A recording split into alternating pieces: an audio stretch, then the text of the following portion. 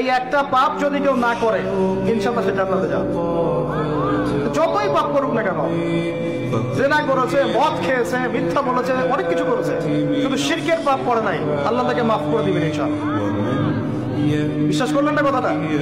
নবীজি বলেছেন এই উম্মতের যে কোনো ব্যক্তি যতই পাপ করুক না কেন আল্লাহ পাক সমস্ত পাপ মাফ করতে পারেন, কিন্তু শিরকের গুনাহ আল্লাহ পাক মাফ করবেন।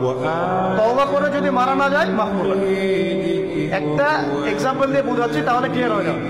মনে করেন কেউ একজন জেনা করেছে, তওবা করার সুযোগ হয় নাই, মারা গেছে না, এখন আল্লাহ পাক কিয়ামতের মাঠে এই জেনার পাপটা মাফ করে দিতে পারেন, যদিও সে তওবা করে নাই। আল্লাহ পাক এই পাপটাও মাফ করতে পারেন। কিন্তু একজন ব্যক্তি শিরক করেছে, তওবা করে নাই, কিন্তু এই অবস্থায় যদি কাল কিয়ামতের মাঠে আল্লাহর সাথে সাক্ষাৎ করে, আল্লাহ তার গুনাহ মাফ করবেন।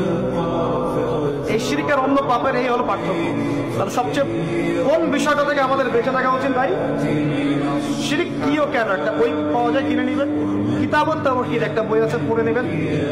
কুরআন সুন্নাহর আলোকে বিশুদ্ধ আকীদার অনেক বই পাওয়া যায়। আর আকীদা সংক্রান্ত একটা অনবদ্য বই হলো আল আকীদা আত তাহাবিয়া।